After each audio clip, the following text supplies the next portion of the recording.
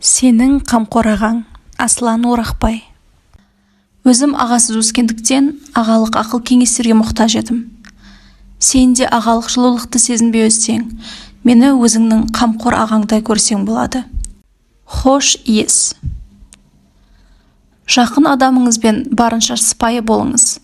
Ол кісі де дәл өзіңіздей өмірді бірінші рет сүріп жатыр. Кейде терең тыныс алып, шығар деміммен ішімдегі барлық нәрседен арылғым келеді. Сөйтіп, келесі алатын деммен жақсы көретін жандардың хош иісін жүрегіме жеткізуді қалаймын. Жақсы адамдардың иісі де көңілге дем беріп, жүрекке жайлылық сыйлайды. Кішкене сәби де анасының иісі мұрнына барғанда тыныштық тауып, өзін қауіпсіз сезінеді емес пе? Сол себепті Жақып пайғамбар өзге ұлдары Жүсіптің киімі деп қанды матаны әкеліп бергенде, мен Жүсіп баламның иісін сезіп тұрған жоқпын деген еді. Өзіңізге жақын адамдардың өзі ғана емес, иісі де өзіңіз үшін қаншалықты құнды екенін сезініп жатырсыз ба? Біз де кішкентай кезімізде анамыз бір жаққа кетіп, ол кісіні сағынғанда иісі сіңген киімін құшарлана иіскеген емес пе едік? Мүмкін анамыз да бізді оқуға шығарып салып, сарғая сағынғанда үйдегі киімдерімізді көзіне жас алып иіскеген болар. Жақсы адамдар. Пікірің әрқашан өз ортаңда қабылданып, қандай жағдай болмасын, арқаңнан қағып, көз жасыңды сүртетін жандардың бар екенін. Қаншама ауыртпашылық болса да, қолыңды бос қайтармайтын біреудің жаныңда жүргенін сезінуден артық нығмет бар ма? Әрқашан сен мен үшін қымбатсың деп, сөзбен ғана емес, ісімен көрсете алатын, сенің қуанышыңды өзінікінен алдын қоятын жанмен бірге болудан артық керемет нәрсе жоқ. Жақыным, өзіңді сыйлап, қадіріңді білетін жандармен бірге бол. Тек солар ғана нағыз бақыттың нышаны бола алады. Егер бұндай сипаттары бар кісіні кездестірмесең, өзің сол секілді болуға тырыс. Сол кезде өзіңе ұқсас біреуге міндетті түрде жолығасың. Адамдар не дейді? Білесің бе? Бірде бір кісі имам Ахмад ибн Ханбалдан кісілердің мінеу сөзінен қалай құтыламыз деп сұрайды. Сонда Ахмад ибн Ханбал оған: оларға қалағанын бересің де қарымта ештеңе алмайсың. Саған зияны тисе де кесіріңді тигізбейсің. Мұқтаждарын өтеп, өз қажетіңді сұрамайсың. Міне, сонда ғана олардың әңгімесінен құтыласың, деп жауап береді. Ойбай-ау, бұлай жасау қиын ғой, деп әлгі кісі күңірене бергенде, Ахмад ибн Ханбал: сөйтсең ғана жаның тыныш болады, деп жауап қайтарады.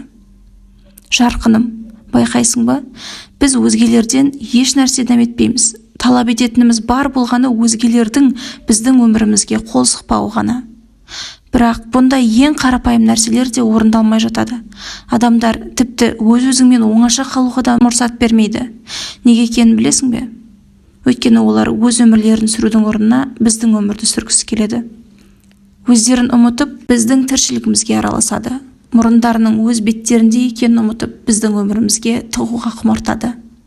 Олардың жеке кеңістігімізге кірігіп кеткені сондай, кейде сен не істесем оларды разы қылам, қайтсем олардың сөзінен құтылам деген ойларға тап боласың. Жарқыным-ау, сен бәрібір олардың көңілінен шыға алмайсың. Егер жұбайыңмен кеңесіп жүрсең, сорлы күйеуінің айтқанын істеп жүр дейді.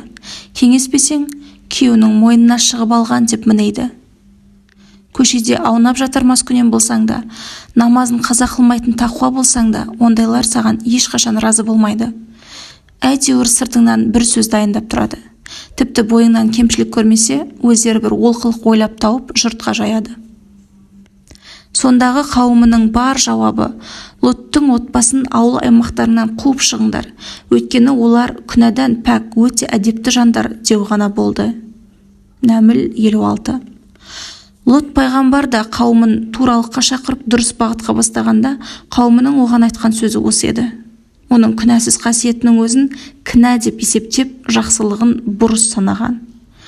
Ал сен болсаң, әлі күнге дейін басқаларды разы қылудың жолын іздеп жүрсің.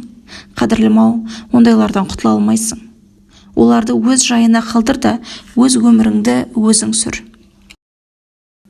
Құлдық, азаттық.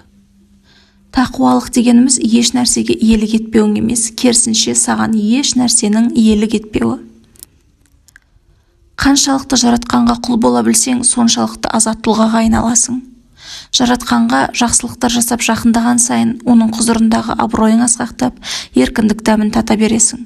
Ал керісінше, жаратқаннан алыстаған сайын, басқа нәрселерге жақындап, соңында кіріптар болып құлына айналасың.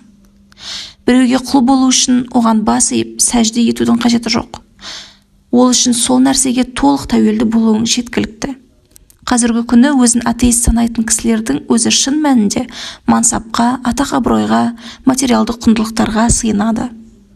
Қызығы, адамдар өз мойындарында тұрған қамыттың кеңдігін еркіндік деп ойлайды.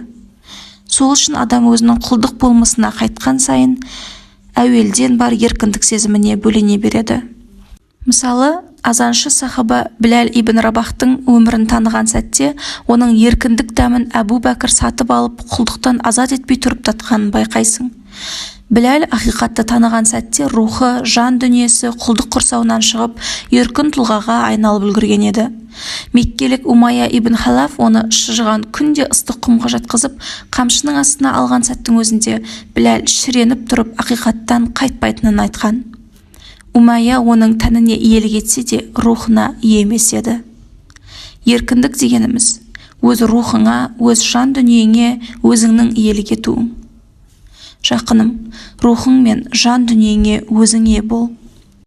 Аллаға құл болудың шынайы дәмін татқан адам басқа ешкімге құл болмайды. Аллаға құл болу ләззатынан махрұм адам барлық нәрсеге белгілі бір дәрежеде құл болады. Адам баласы кейде өзін қалауларының, ақшаның, басқа бір адамның қол астына кіруден құтқара алмайды. Өзіне бас жетіп алған осы нәрселерді өмірлерінің төріне шығарады. Оларды бәрінен артық жақсы көріп, барын салып қызмет етеді. Жоғалтып алудан қорқып, оларсыз өмірін елестете алмай қалады. Алайда көбінесе бұл байланыстың соңы депрессиямен аяқталып жатады. Адам табиғатына тән шектен тыс қызығушылық, махаббат, қалау секілді сезімдер адамға ақыретін құтқарсын деп берілген. Ол сезімдер арқылы адам баласы ақыретін оп-оңай құтқара алады. Егер де ол сезімдерді фәни әлем үшін жұмсайтын болса, осы дүниенің де ақыреттің де қызығынан құр қалады. Қорқыныш пен ертеңгі күн туралы уайым адамға қабірден кейінгі өмірді ойлау үшін, күнәдан және тозақтан алыстау үшін нәсіп болған. Егер де адам баласы осы сезімді тек осы дүние үшін ғана қолданатын болса, өмір бойы қорқыныштың ішінен шыға алмай кетеді. Махаббат та өте мықты сезім. Ол адамға Алламен байланыс орнату үшін берілген негізгі байлық деп айтуға болады. Егер адам баласы осы сезімді жаратылысы үшін қолданатын болса, Алламен байланыс орнатуға күші қалмай, өмір бойы қиындықтар ішінде өмір сүреді. Жинау да адамға берілген керемет қасиеттің бірі. Осы мүмкіндікті тек дүниелік мүлік жинауға жұмсаған адамның ақырет үшін рухани азық жинауына күші жетпейді. Сол жинаған дүниелік байлығы оны тастап кеткенде қайта тұра алмастай жығылады. Қырсықтық та қуатты сезім. Бұл негізінде адамға дұрыс жолдан айырылмау үшін берілген. Қырсықтығын ислам негіздері үшін жұмсаған адамға екі дүниенің де бақыты нәсіп болады. Бұл сезімдер сырттай қатал көрінсе де, оларды жоюға тырыспау керек. Өйткені тұла бойымыздағы сезімдер энергия. Тек оларды дұрыс бағытқа бұрып, негізгі мақсаттар үшін қолдану керек. Арқаңнан қаққанның бәрі қайғысыз емес. Бір нәрсенің қадірін білетін адам, сол нәрседен айырылған адам. Ол менмендікпен қолында барды бағаламай айырылғандықтан, мақрұмдықты да жақсы түсінеді. Мүмкін саған бір нәрсе берген кісі өз жан дүниесін жоғалтқан нәрсеге айырбастап алуды қалайтын шығар. Мүмкін сені ынта-шынтасымен сүйген кісі, сені сүйгенімдей мені де біреудің қатты сүйгенін қалап едім деп айтқысы келер. Жарқыным, сені жұбатқанның бәрі уайым қайғысыз емес. Мүмкін ол кісі жабырқағанда өзін жұбатар біреуге зар болатын шығар. Саған қол үшін берген кісі де мұқтаж болғанында өзіне көмектесер біреуді таппай қалар. Арқаңнан қағып тұрып үнсіз ғана іштей, мен адамдардың арқасынан қағып демеп жүрмін, я Алла, өзің де мені демей көр деген болуы да мүмкін. Жарқыным, бұл өмір қатыгез. Әркімнің ешкім білмейтін өз күресі бар. Шынайы боп көрінген күлкілердің артында ауыр, терең жаралар бар. Нығмет соңында мақрұмдық бар. Рухтасым, адамдардан ешкімге көрінбейтін нәрселерді де көруді үйрен.